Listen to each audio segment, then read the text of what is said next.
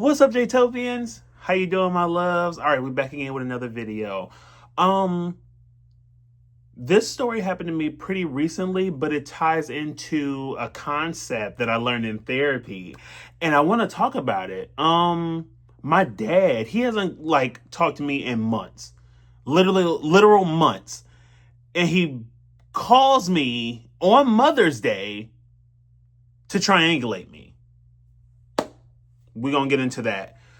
Please like, share, and subscribe to my channel. I want to say that in the beginning because at the end, sometimes I kind of go all over the place. So I wanted to just say that first in the beginning before I go into everything else.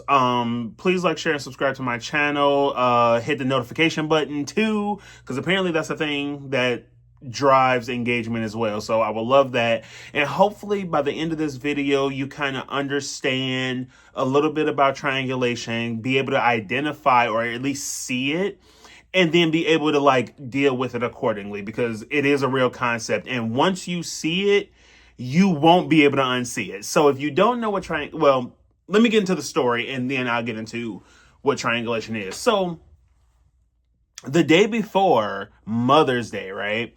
My uncle, okay? Let me give you a little context. So my uncle, my father, and my grandmother all live in one house. So my dad, without going too deep into it, my dad's an asshole. Then my uncle, he is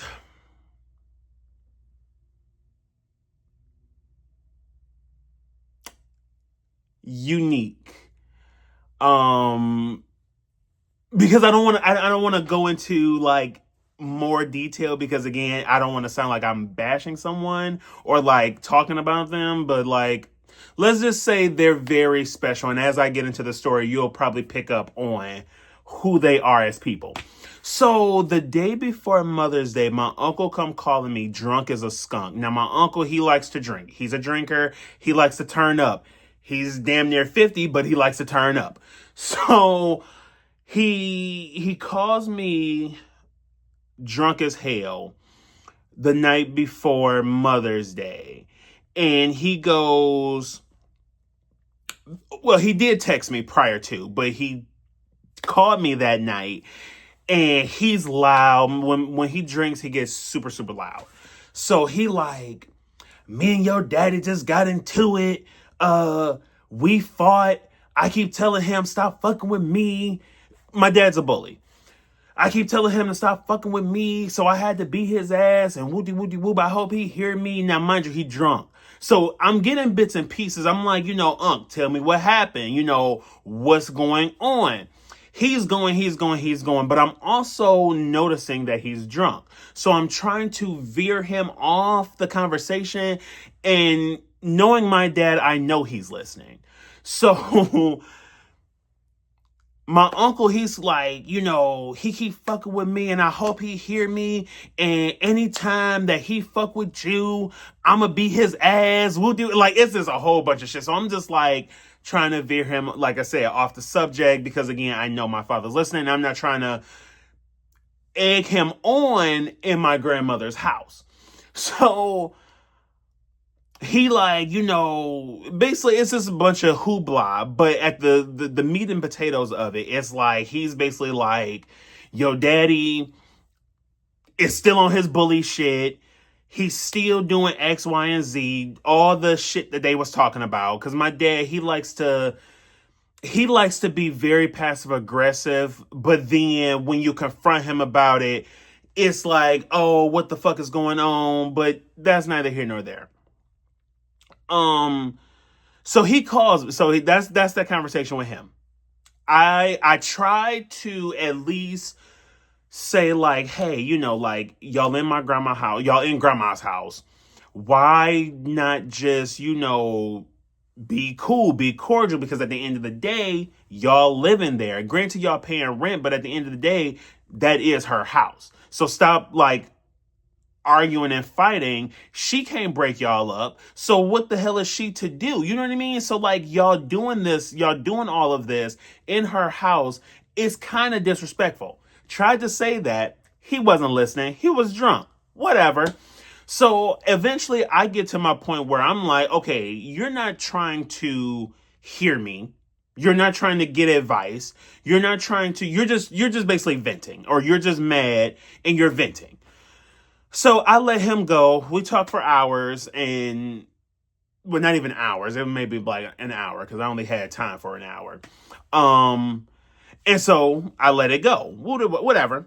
So then the next day is Mother's Day. I call my grandmother. Happy Mother's Day. How you doing? You know, what's going on? She come. Now I did tell her, I was like, you know, what you doing on Mother's Day? She's like, nothing. I'm just sitting in the house. I said, Grandma, you got two men over there. They not doing nothing for you for your birthday, for Mother's Day.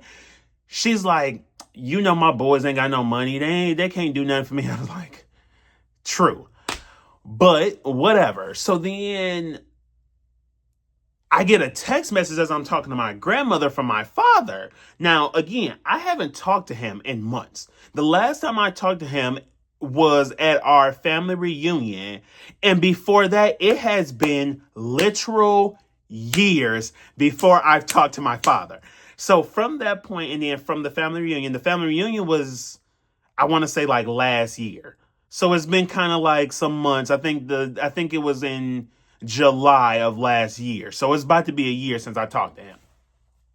So he's texting me. He goes, you know, hey son, I want to talk to you about something. Call me when you can. So I was like, okay, I'm on the phone with grandma. I'll call you when I get off the phone. I didn't want to, but I was like, call. So I calls, and he like, and I'm gonna try to do this verbatim. He's like, hey son, when have you ever known me to pee on the floor? I'm like, never. I don't. Like, where are you getting at? Where are you going with this? He like, I overheard your uncle talking to you last night, and he don't even know that I would fuck him up if my foot wasn't messed up. Now, mind you, my dad, apparently he had diabetes, or he got diabetes, and he ended up getting his foot, like parts of his foot cut off. Anyway, regardless, he like, if my foot wasn't messed up, I would have fucked him up. He don't even know. And you know, son. Now he kept calling me cuz as well. He was like, son, you already know. I got these hands is lethal. These hands is lethal. I'm like, yeah. Now, mind you, I'm trying to ask him, like, in the midst of all of this, I'm trying to ask him, like, you know, what's going on, what's happening. He's not concerned by that. So immediately I'm like, you're doing the same thing Unc was doing. So I'm just going to listen and just let you vent. Because I tried to even say the same thing that I told my uncle. I'm like, you know, y'all in grandma's house. Like, don't stop doing that. So then he wasn't trying to hear that either. He cut me off just as much as my uncle did. And I'm like, okay, I'm just going to listen. I'm not even listening. I'm going to hear you. I'm going to put my phone down, do other things, say when you're ready to say and then keep it going. Like, I was not listening to half of the things both of their asses were saying. So, he was doing all that, and then eventually, like, he was going into how, you know, he would have fucked my uncle up. He just don't know, and then basically that was the end of the conversation. Swear to God, that was the end of the conversation. Which, at the end of the day, is like, I know sometimes, like, some part of me was like, damn, that's the whole conversation. Like, you ain't even check in on me. You ain't say, hey, how you doing? You know, how's your life? Nothing. But, I mean, I realized that's my father. Can't change him. Can't do nothing about it. Or I can only change and alter and control what I do and how I feel about the situation. So, after that conversation, I realized, holy fucking shit, this is exactly the term that I just learned in my book about triangulation. And if you don't know what triangulation is basically, by definition, is a dysfunctional communication between two parties. where basically two people are in conflict with each other, and then they bring in a third party or a third person. Usually it's a child, but a third person, instead of addressing their problems and their conflict.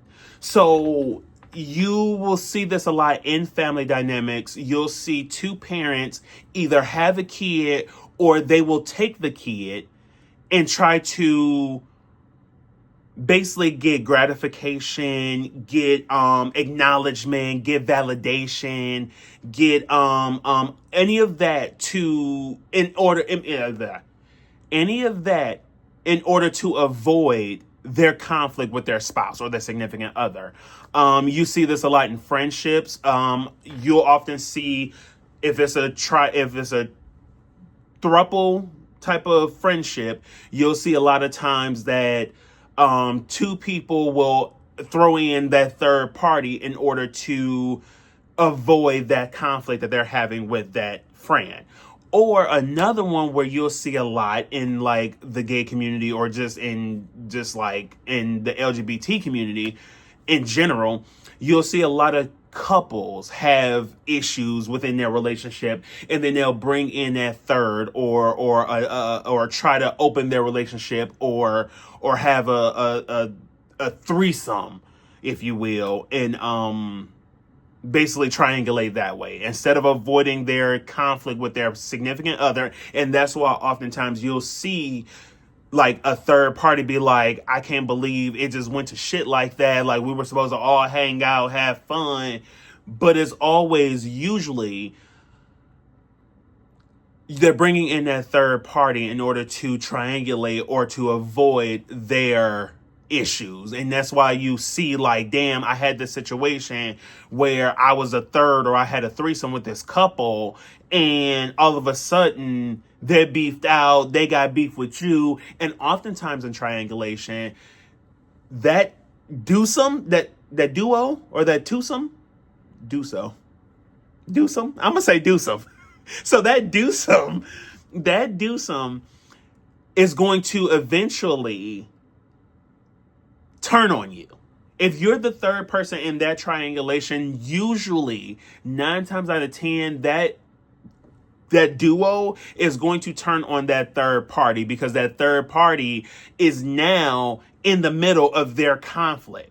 And so oftentimes you see that, and like now you can kind of picture like, oh shit, that happens often. And like you'll start to see it, hopefully, cross my fingers, after this video, you'll start to see like, oh shit, I am being triangulated.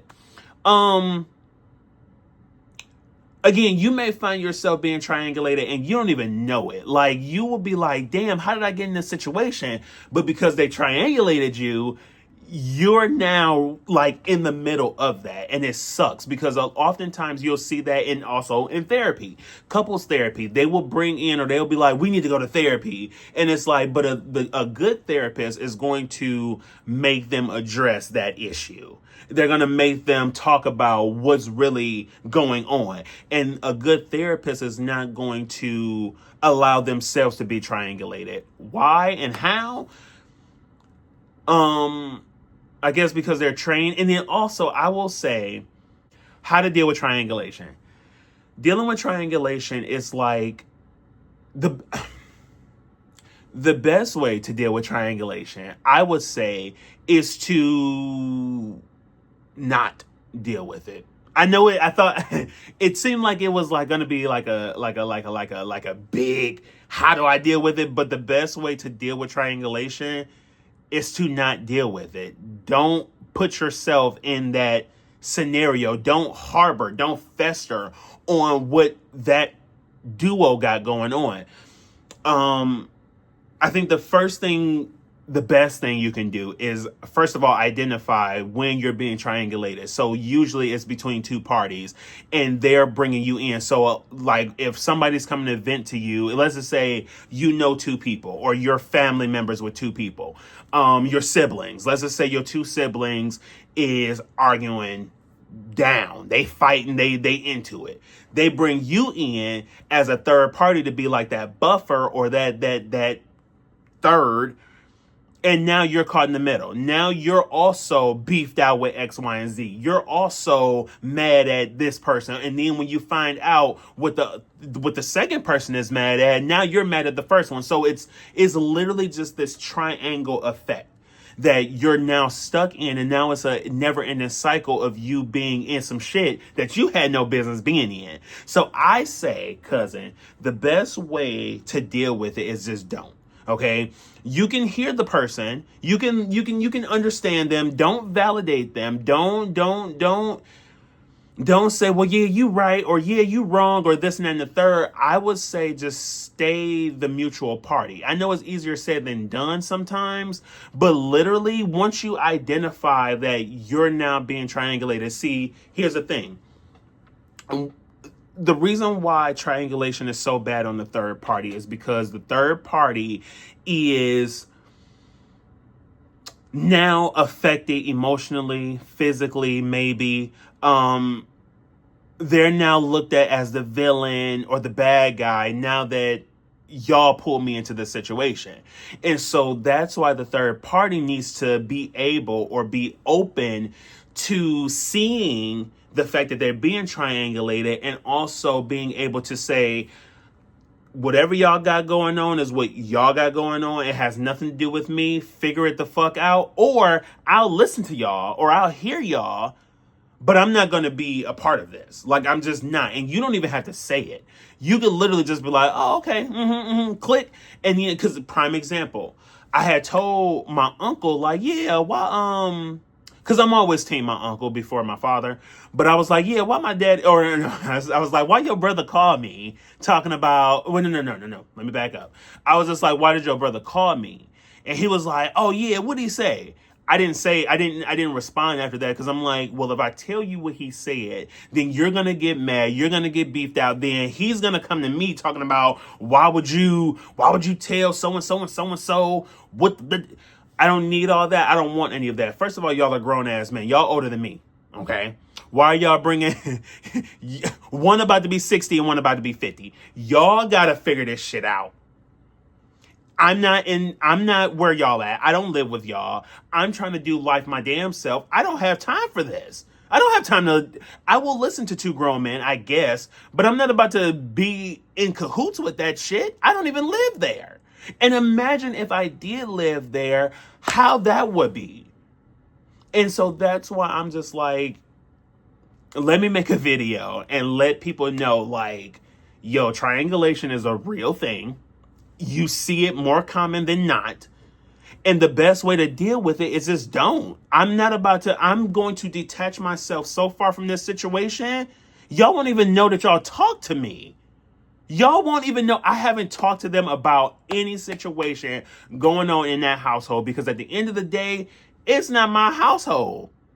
And then as far as my grandmother goes, I had to realize that. I said, you're the reason why they're like this. So evidently, you need to deal with it. As long as she's in her good health, as long as she's not stressing, as long as she's not, and that's what I had to realize for myself.